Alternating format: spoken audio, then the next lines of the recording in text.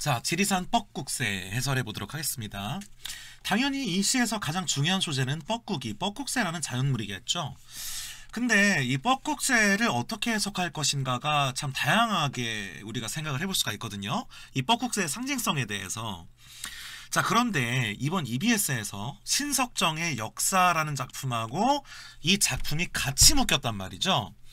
그래서 제가 볼 때는 올해 EBS에서 이 두 작품을 묶은 기획 의도는 아마도 이 뻐꾹새가, 그러니까 당연히 이 뻐꾹새가 뭔가 한과 서름을 가진 존재라는 건 확실해 보이고, 그리고 또 이제 우리나라의 뻐꾹새 설화 이런 것도 보면은 뻐꾹이와 관련된 스토리들이 되게 한과 슬픔의 화신이란 말이죠. 그 마치 접동새처럼. 그래서 이 뻐꾹새가 무언가 이제 한과 서름을 가진 존재라는 건 알겠는데 왜 하필 역사와 그 민중의 힘과 관련된 역사와 묶었을까? 아마도 기획 의도는 민중들이 갖고 있는 한과 서름을 대변하는 존재가 뻐꾹새가 아닐까라고 해석의 방향성을 좀 잡다 보면 좀 더 구체적으로 이해할 수 있지 않을까 싶습니다. 자, 여러 마리의 뻐꾹이가, 이거 되게 중요해요. 뭐가 중요하냐면 처음에 여러 마리의 뻐꾹이인 줄 알았는데 사실은 한 마리였다라고 하는 요 깨달음, 요게 좀 중요하거든요. 그래서 처음에는 여러 산봉우리에 여러 마리의 뻐꾹이가 있는 줄 알았고, 자, 울음울어, 때로 울음울어, 자, 웁니다. 당연히 이제 청각적 심상이고요. 그리고 이제 반복 있고 또 변주도 있고, 그리고 울음울어, 이런 울림소리의 반복으로 어떤 리듬감, 울음울어, 이게 이응 리을과 같은 울림소리의 반복도 드러나고 있습니다. 자, 하여간 뻐꾹이가 울고 있어요. 근데 내가 오랜 시간이 지나서야, 근데 그 오랜 시간이 어느 정도냐면은, 자, 3년인데 석3년이면 9거든요. 근데 석3년이 다시 3번이니까 3 곱하기 3 곱하기 3이니까 27년입니다. 27년 봄을 넘겨서야, 그러니까 이게 뭐 자기의 나이를 얘기하는 걸 수도 있겠죠. 자기가 깨닫기까지 걸린 시간이라든가 뭐 이런 것들. 자, 나는 길이 덜 든 서름의 맛이 들고, 그것이 사실은 한 마리의 뻐꾹새임을 알아냈다. 자, 여기서 이제 어떤 깨달음이 드러났냐면, 자, 뻐꾹이가 웁니다. crying. 자, 이 뻐꾹이는 한과 서름의 울음을 울죠. 자, 그런데 처음에는 이게 여러 개의 울음인 줄 알았다가 내가 좀 시간이 지나면서, 세상에 많은 경험도 하고 나이도 들고 오랜 시간이 지나면서 내가 서름의 길이 들고, 즉 좀 서러워져 본 다음에 내가 뭘 알게 돼? 사실은 그것이 한 마리의 뻐꾹이, 여러 뻐꾹이가 아니라 한 마리였다는 것을 알게 됐다, 이 말이죠.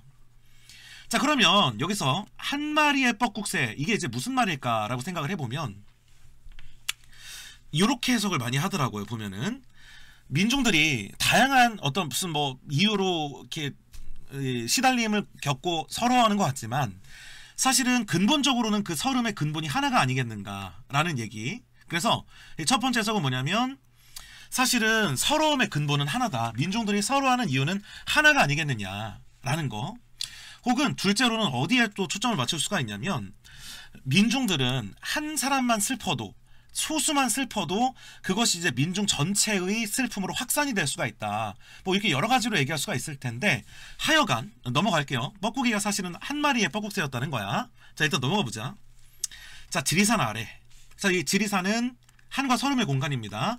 자, 그리고 한 마리의 뻐꾹새의 울음소리가 마치 여러 마리인 것처럼 증폭되는 과정이 이연에 들어가 있는 겁니다. 자, 실제 뻐꾹새는 사실은 하나였어요. 한 뻐꾹새가 울음을 토해내면 봉우리가 받아넘기고, 자, 그러면은 이 봉우리들이 뭐 하는 거야? 이 메아리로 막 증폭을 시키는 거죠. 따라서 이 봉우리는요, 민중의 서름을 전파시켜주고 확장시켜주고 널리 알리는 그런 존재죠.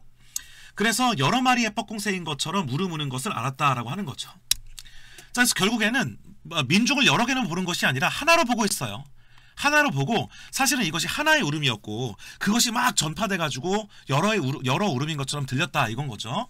그러니까 지금 이 1, 2연에서 뭔가 민중의 서러움이 이런 성질을 갖고 있다라고 생각을 하는 것 같습니다. 그러니까 민중들은 하나기 때문에 그들이 공유하는 아픔은 하나다라든가 혹은 소수의 민중만 슬퍼해도 그것이 막 확산되는 그런 과정을 표현한다든가 하여간 이제 어떤 그러한 얘기를 하려고 하는 것 같습니다.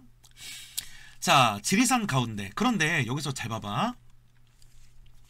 요 지리산 하, 요 공간에서는 이 한과 서러움이 확장되고 전파되는 그런 공간이었잖아요. 자, 그런데 이 지리산 중 요 연부터는 단순히 울음이 아니라 무언가 그 울음이 새로운 가능성을 여는 매개체가 되는 이제 그런 어떤 가능성을 보여줄 거거든요.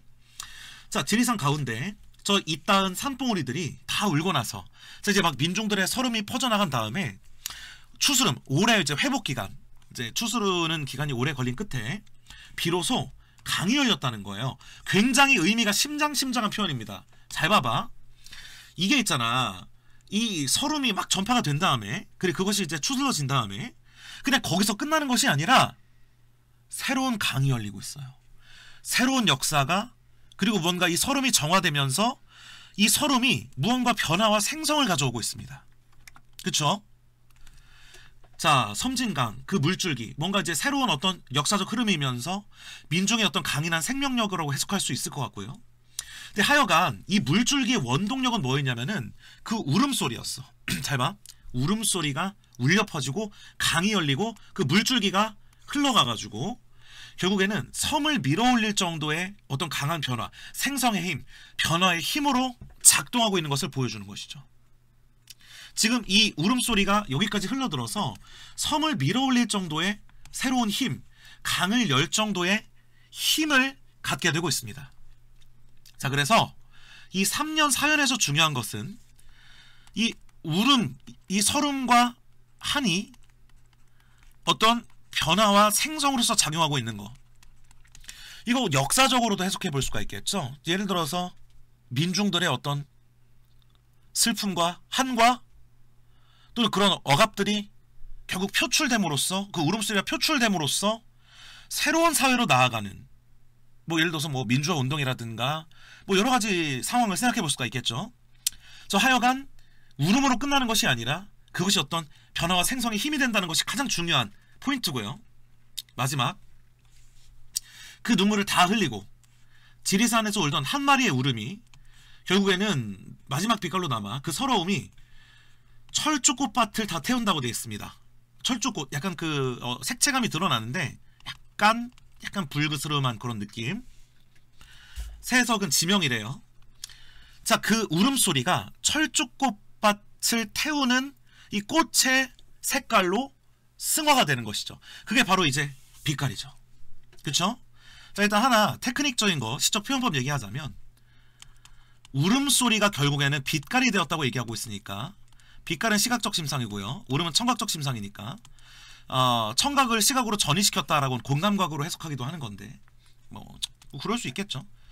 자, 하여간 그 울음소리가 꽃밭을 태운다. 결국 뭐야? 이 울음 끝에 그것이 꽃으로 승화되어 가지고 이제 뻐꾹새의 울음소리가 꽃으로 타오르고 있다라고 하는 얘기를 하고 있는 것이죠. 물론 여기에 서럽다라는 것이 나오기 때문에 이 타오르는 이 철쭉꽃에는 민중들의 서러움과 한이 들어있는 겁니다. 근데 하지만 이것을 꼭 부정적인 의미로만 해석할 수가 없는 것이 결국은 꽃밭은 아름답고 그리고 무언가 아름다운 그런 존재잖아요. 그러니까 이 마지막 연에서도 울음이 그냥 울음으로서 남아있는 것이 아니라 그것이 무언가 승화되는 그것이 뭔가 아름답게 승화되는 그러한 뉘앙스도 살짝 들어있는 것 같기도 하고 그렇습니다. 이 시가 전체적으로 굉장히 상징적이고 이 친절한 시가 아니기 때문에 이게 대체 무슨 의미인 건지 뻐꾹새가 과연 뭐고 그리고 섬이 무엇이고 그러니까 막 이거를 굉장히 적극적으로 해석하면 막 이 세상을 변화시키고 막 민중들을 막 고양시키고 이런 막 소외된 어떤 존재들을 막 이 고양시키는 그런 힘이라고 해석할 수도 있는 것이고 그리고 막 이 강이 열리는 것도 민중을 통해 변화되는 어떤 새로운 역사라고 적극적으로 해석해 볼 수도 있는 것이고 그리고 이 꽃밭이라는 것도 뭔가 굉장히 막 적극적인 의미로 해석해 볼 수도 있을 텐데 사실은 내신 준비하는 학생들은 이거를 이제 학교 선생님들하고 학교 선생님의 수업을 들어서 어떻게 해석하시는지를 방향성을 들어놓으면 좋지만, 이 수업을 사실은 수능 대비로 보는 학생의 경우에는 사실 수능 대비로 우리가 시를 해석할 때 지나치게 그 상징성이나 이런 것들을 적극적으로 부여하는 것도 뭔가 새로운 해석이나 새로운 보기가 주어졌을 때 선입견으로 작용할 수가 있거든요. 그래서 수능 대비로 이 수업을 듣는 사람들은 뻐꾹새의 울음소리가 사실은 여러 마리가 아니라 하나였고, 그리고 그것들이 막 증폭돼서 크게 들렸던 것이고, 그리고 그 울음소리가 결국에는 강과 그리고 섬을 밀어올리는 힘으로 작용하고 있고, 그리고 그것이 타오르는 어떤 빛깔의 철쭉꽃으로 승화되고 있다라는 정도로 기억해 두시고, 출제가 된다면 보기를 보시면서 이게 어떻게 해석을 하라는 건지에 대한 방향성을 그때 현장에서 잡아가시는 것이 제 생각엔 훨씬 더 좋은 방법이라고 생각을 합니다. 자, 어쨌든 지리산 뻐꾹새의 울음에서 깨닫는 서름의 정서라는 주제를 가지고 있습니다. 자, 그래서 뭔가 우리의 어떤 민족의 민족적인 한을 드러내는 것 같은 이 뻐꾹새 울음소리를 통해서 서러움이라는 감정과 그 힘과 승화에 대해서 다루는 그런 시라고 얘기할 수가 있겠네요.